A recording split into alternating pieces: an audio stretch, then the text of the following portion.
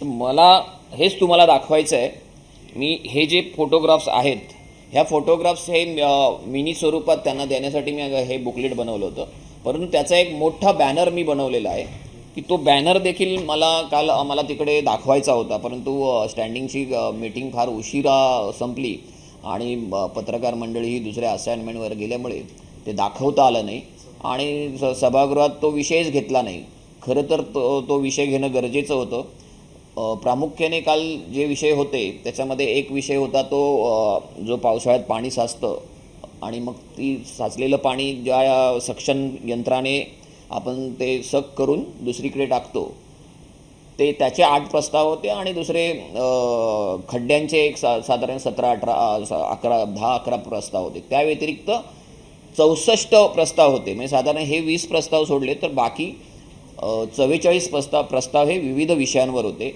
त्याच्यावर देखील नंतर साधारण 32-33 मला वाटतं 37 जो विषय आहे तो संपल्यानंतर बाकीचे सब्जेक्ट त्यांनी रेटून नेले. कोणालाही बोलायला न देता ते मंजूर करत गेले. त्यामुळे आम्ही वॉकआउट देखील केला होता. तर प्रत्यक्ष ते जे आम्ही नाले फोटोग्राफ्स ते त्यांना दाखवायचे होते ते बॅनर स्वरूपात मी आता आणलेले आहेत. त्यामुळे तुम्हाला कळेल की नेमकी नालेसफाई किती झालेली आहे. तर तो बॅनर जरा दाखवूया आपण. दोन्ही साईडला असं क्रॉस घ्या.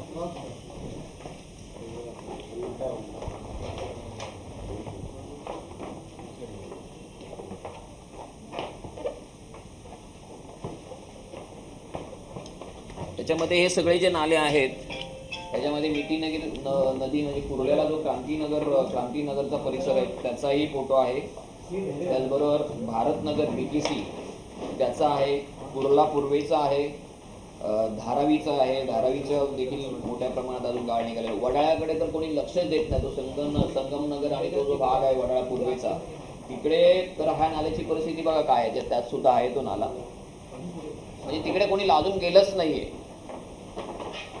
आणि तो जो मोठा नाला आहे ना त्या नाल्याची परिस्थिती तोच बरोबर चेंबूर नंतर गोवंडी नंतर शिवाजीनगर, मानखुर्द इथे तर सन्माननीय नवनाथ बंद यांचा हा वॉर्ड आहे मानखुर्द. त्याचबरोबर पुढे घाटकोपरला देखील मोठ्या प्रमाणात जे आहेत प्रभाग क्रमांक 92 मधले जे नाले आहेत ते मला वाटतं सन्माननीय महापौरांचा तो प्रत्यक्ष प्रभाग आहे. तिकडची देखील साफसफाई झालेली नाही आहे. त्याचबरोबर अशोकनगर पोलीस चौकी, नाहूर मुलुंड, परत प्रत्यक्ष मुलुंडचा पुढचा नाहूर मनपा शाळेच्या इथला आहे ती शंकर टेकडी बरोबर पुढे केशवपाडा नाला, मुलुंड पश्चिमेकडचा नाला आहे. त्याचबरोबर मुलुंडचा हा मायनर नाला देखील आहे. मायनर नाले देखील साफ झाले नाही. काल खरं तर तो 45 आणि 46 जो विषय होता तो मायनर नाल्यांचाच होता साफसफाईचा, परंतु ते देखील झालेले नाही आहेत. हे वाकोलाचे आहेत, हे वेस्ट साईडचे थोडे घेतलेले आहेत. मोगरा नाला म्हणजे जोगेश्वरीचा आहे, हा ओशीवरा नाला गोरेगावचा. असे सर्वत्रच पाहायला गेलं तरी आम्ही हे फार कमी फिरलो आहे. अजून बरंच फिरायचं बाकी आहे. तर बरेच नाले हे अजून साफ झालेले नाही आहेत. डेडलाईन 31 तारखेची होती. पाऊस लांबला आहे त्यामुळे ह्यांना ॲडिशनल पिरियड देखील मिळाला आहे. त्याचं त्या संधीचं सोनंही करता येत नाही. अक्षरशः एकदम लिथर्जिक कारभार चालू आहे महानगरपालिकेत. मान्य आहे की प्रशासन ह्याकडे जर दिरंगाई करत असेल, परंतु आपण सत्तेत आहोत. सत्तेतल्या सत्ताधाऱ्यांनी प्रशासनावर अंकुश ठेवून हे साफ करणं गरजेचं आहे. अदरवाईज मुंबईची तुंबई होईल एवढं नक्की. यात सगळ्यात महत्त्वाची बाब म्हणजे की दिसतंय राहू दे नको बनतो.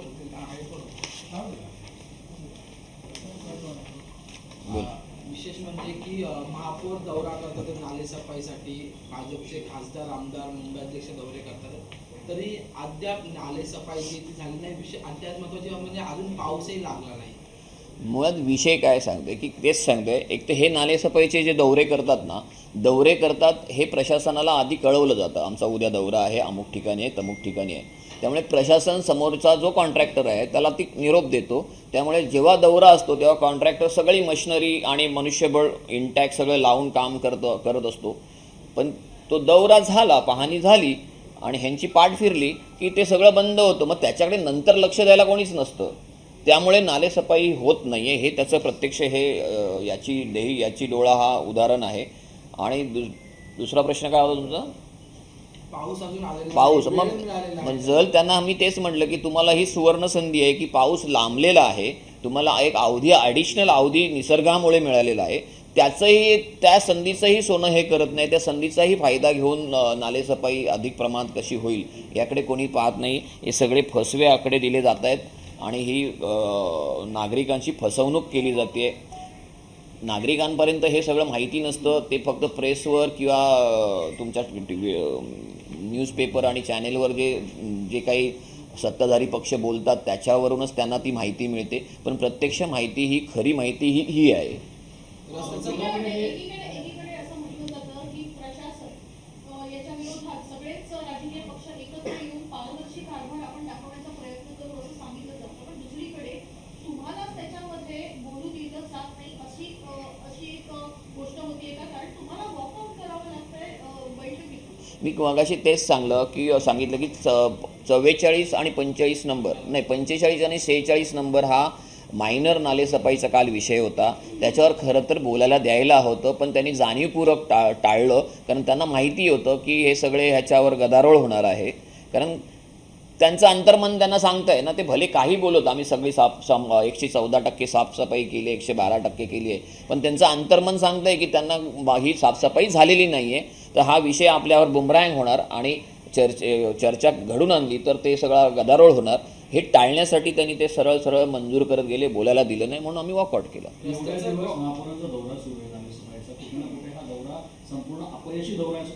हो नक्कीच ना. हे बघा, महापौरताई ज्या आहेत ना, ह्या महापौर पदावर तशा पहिली टर्म आहे त्यांची आणि त्या नौख्या आहेत.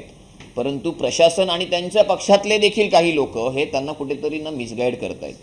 जसं भिडे मॅडमना मिसगाईड केलं गेलं आहे, तसं महापौरताईंना देखील कोणी त्यांच्या पक्षातलीच लोक मिसगाईड करत आहेत असं मला वाटतं आहे.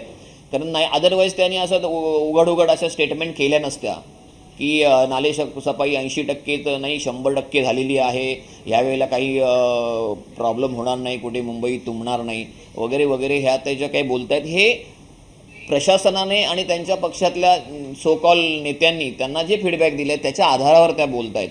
मला वाटतं की प्रत्यक्ष जेव्हा पाऊस पडेल तेव्हा त्यांच्या लक्षात ह्या गोष्टी येतील की किती खरं आहे आणि किती खोटं आहे.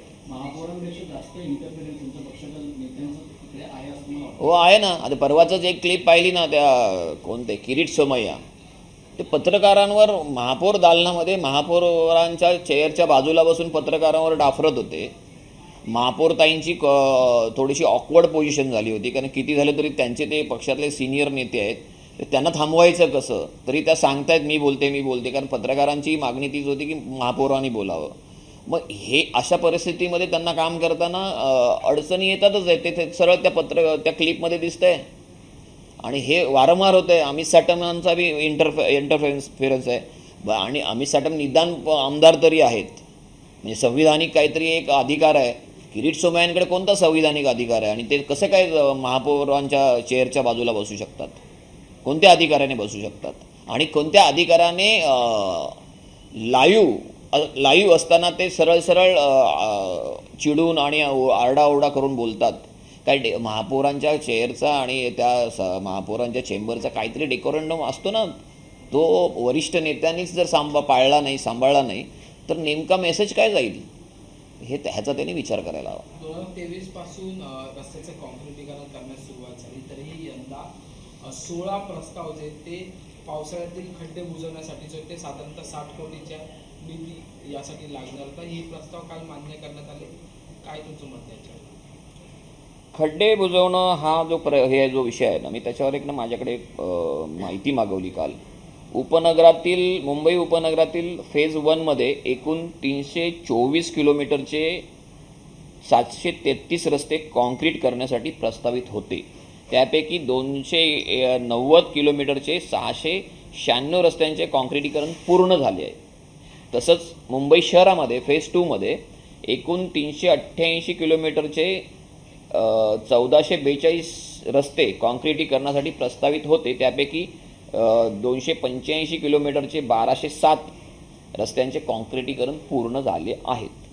मला सांगा, जर शिल्लक राहिलेले जे काँक्रिटीकरणचे काम हे पावसाळ्यानंतर होईल वगैरे असं त्यांनी म्हटलेलं आहे, तर मला जे झाले आहेत बऱ्यापैकी आता नाही त्यांनी जे आकडे दिले आहेत त्याप्रमाणे जवळजवळ 70-75% काँक्रिटीकरण झालं असं त्यांचं म्हणणं आहे. मग त्यांनी तर जाहीर केलं होतं एकदा रस्ते काँक्रिटीकरण झाल्यानंतर खड्ड्यांचा प्रश्नच येणार नाही. मग काल जे काही 17-18 प्रस्ताव होते खड्डे बुजवण्याचे ते का आले, कशासाठी आले? आणि ते छोटे नव्हते, करोडो रुपयाचे होते, मोठ्या मोठ्या रकमेचे होते. तर मला वाटतं की हा खायचे दात आणि दाखवायचे दात वेगळे आहेत. भ्रष्टाचार आम्ही काय पारदर्शकता ठेवलेली आहे वगैरे हे सगळं बोलायच्या गोष्टी आहेत. भ्रष्टाचार मोठ्या प्रमाणात महापालिकेत अद्यापही चालू आहे. पाऊस अद्याप मुंबईत किंवा महाराष्ट्रात दाखल झालेला नाही. मुंबईचा पाणीसाठा 13% आलेला आहे. या संदर्भात तुमचं मत आणि प्रशासनाकडून कसं असतं, एक कुठल्याही कंपनी चालवताना किंवा कुठलाही प्रशासन चालवताना त्या विभागाचं एक रिझर्व जसा कंपनीमध्ये रिझर्व फंड असतो तसं पाण्याचा सुद्धा रिझर्व साठा असतो. तो रिझर्व साठा हा अजूनही इंटॅक्ट आहे. अशी काही अटीतटीची परिस्थिती आलेली नाही आहे. पाऊस लांबला थोडा कमी झाला तर त्या रिझर्व साठ्याचा उपयोग केला जातो. परंतु प्रिकॉशन्स म्हणून 10% पाणी कपात त्यांनी केलेली आहे. 10% पाणी कपात ही फक्त अनाऊन्समेंट पुरते आहे. प्रत्यक्षात पाणी कपात मोठ्या प्रमाणात 25-30% आहे. हे खाजगी अधिकारी, खालचे जे अधिकारी हे सांगतात. त्यामुळे मुंबईकरांच्या ह्या जुन्या इमारती जी वगैरे ज्या आहेत तिथे खूप मेजर प्रॉब्लेम आहे. बरं, तुम्ही पाणी कपात केली म्हणजे काय असतं की तुम्ही वेळ कमी करता. जर 3 तास संध्याकाळी पाणी येणार असेल तर ते तुम्ही 2.5 तास करता किंवा 2 तास करता. मग प्रेशर का कमी केलं आहे तुम्ही? प्रचंड प्रेशर कमी केलं आहे. त्यामुळे जुन्या बिल्डिंग्स ज्या आहेत त्यांना कोणालाही पहिल्या दुसऱ्या मजल्यावर पाणीच जात नाही आहे. प्रेशर कमी करायची गरज काय? प्रेशर वाढवायला पाहिजे ना.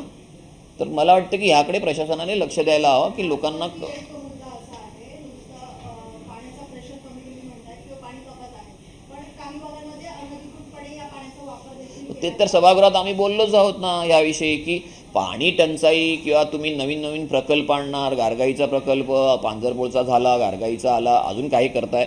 सगळं करायला पाहिजे, मान्य आहे, भविष्यासाठी त्या गोष्टीची गरज आहे. परंतु आत्ता एक्झिस्टिंग ज्या पाणी पुरवठा जो होतो आहे त्या पाणी पुरवठ्यामध्ये अनेक ठिकाणी लिकेजेस आहेत. मोठ्या प्रमाणात पाणी चोरी होते आहे. ही जरी थांबवली, ती जवळजवळ 20-25% घरात आहे, हे जरी थांबवली तरी पाण्याचा प्रश्न आपसूक सुटेल. प्रकल्प होतील तेव्हा होतील, परंतु पण हे थांबवलं जात नाही. कारण इथे टँकर माफिया किंवा चोरी करणारे जे इतर लोक आहे ह्यांच्याबरोबर अधिकाऱ्यांचं संगनमत आहे. संगनमत असल्याशिवाय एवढ्या मोठ्या प्रमाणात ह्या गोष्टी वर्षानुवर्षे होणार नाहीत. त्यामुळे कुंपण शेत खात आहे, त्याच्यामुळे हे सगळं होत आहे. महापौरांच्या दालनात एक भोजपुरी मधला व्हिडिओ शूट करण्यात आलेला आहे. महापौरांनी स्वतः भोजपुरीतून कौतुक केलेलं काम. एकीकडे टीका होते, एकीकडे त्यांचं कौतुक केलं जात आहे. कुठेतरी तुम्ही कसं बघताय? काय होतं काय माहिती आहे का, इथे ह्या भाजपवाल्यांचा प्रॉब्लेम काय माहिती आहे का, ह्यांना अस्मिता नावाचा, भाषेचा अस्मिता किंवा आपल्या राज्याची अस्मिता हे सगळं ना सत्तेच्या लालसेपोटी सगळं विसरून गेले ते लोक. आणि मताच्या लालून चांगळांसाठी सर्व लोकांचं कारण नसताना अवास्तव लाड करतायत. आणि मला वाटतं की हे महाराष्ट्राच्या आणि मराठी भाषेच्या आणि आपल्या संस्कृतीसाठी भविष्यासाठी चांगलं नाही आहे. ह्याचा थोडा त्यांनी विचार करायला हवा. धन्यवाद.